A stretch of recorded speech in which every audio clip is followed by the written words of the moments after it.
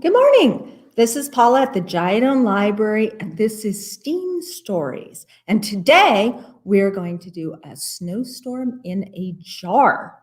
Now, this has actually been rescheduled twice because of our snowstorms. Because we had snowstorms when I had it scheduled, and we were delayed opening, so I couldn't do it. So finally, get to do the snowstorm in a jar. And actually, it's a good time to do that since we had a lot of snow for the last couple of weeks. And this week, later in the week, we're supposed to have rain. So good thing we can do the snowstorm today. But first, of course, I want to read a book to you. And this book is called Winter is the Warmest Season.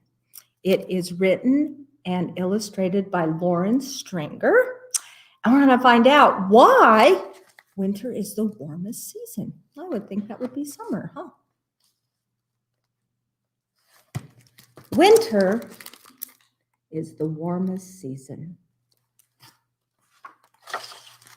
Most people think it's summer with its long, steamy days, but not me. My world is warmest in winter.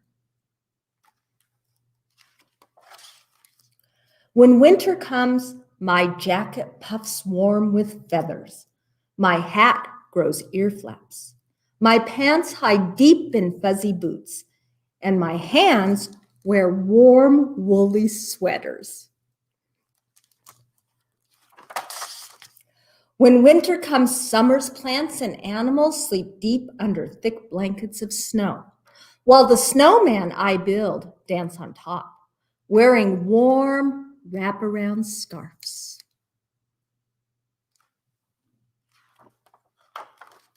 When winter comes, my iced summer's milk turns to hot chocolate.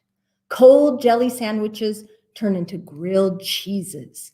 Hot soups, hot pies, and oven-hot breads make winter the warmest for the inside of me. When winter comes, summer's cool fans hide in the basements, while sleeping radiators awake to their dragon selves, banging and hissing and pouring heat all through my house.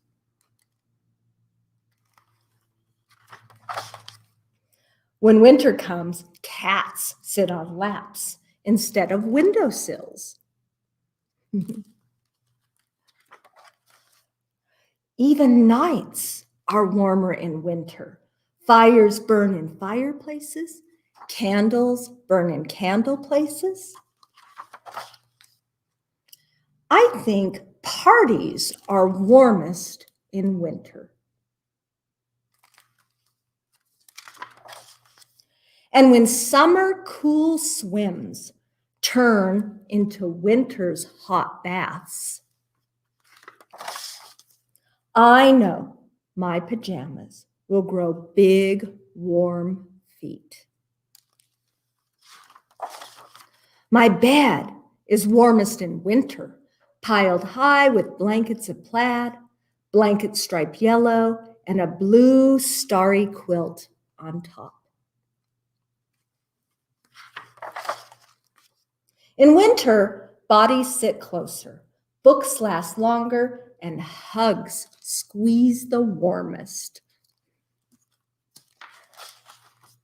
Even friends are warmer.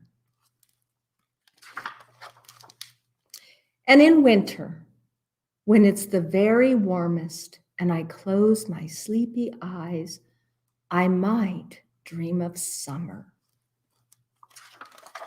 just to cool me off. Yeah. So there, he makes a good point that winter is the warmest because everything has to be warm, especially the heat turning on in winter. So now let's make a snowstorm in a jar. So I have a jar.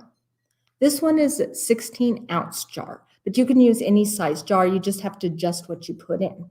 And then I have baby oil, and I'm going to pour the baby oil in the jar.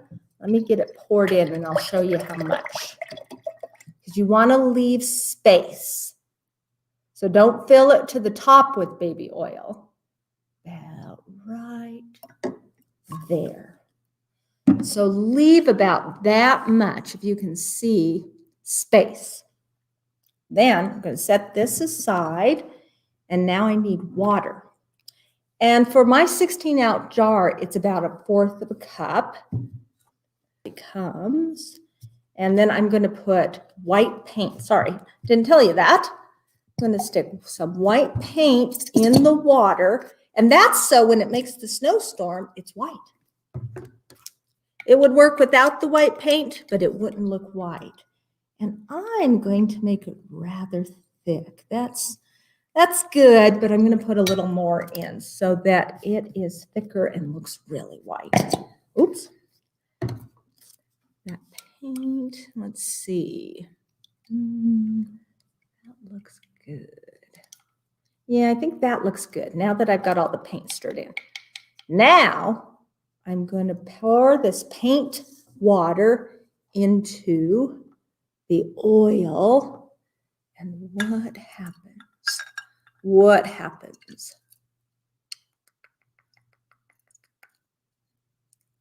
The oil is going to the bottom. Oh, I didn't stir that paint very well. There's the oil going to the, the water is going to the bottom, not the oil. The water is going to the bottom. See it all? Because water is denser than oil. And when you put the paint in, it's even more dense. So there's that part. Now, if you want to, you can add glitter. I'm adding iridescent, I guess I've done it. It's iridescent white glitter, but you could also add like blue, things like that. There it is. There goes the glitter down through the oil. All right. So we have oil, baby oil. Oh, and baby oil because it's clear. So you can see your snowstorm better. You could also use vegetable oil, but they're usually a little yellow. And then the paint, water, and then glitter. Good. Now, here comes the fun part. You want Alka-Seltzer. Alka-Seltzer tablets. Just take one tablet and you want to break it up really teeny tiny. That makes it last longer, and then you don't have really big bubbles coming up. You have more that look like snow. Okay, so get ready for this because it's going to immediately start. So I'm going to put my tablets here, and I'm going to just drop the bits of tablet in, and it's starting. See how the bubbles are coming up? Over there, over there, over there. There it goes. Look at our snowstorm. It looks just like a snowstorm. That worked really good. See why you need to have a little bit of space? Because it's all bubbling up there. Whoa, look at that.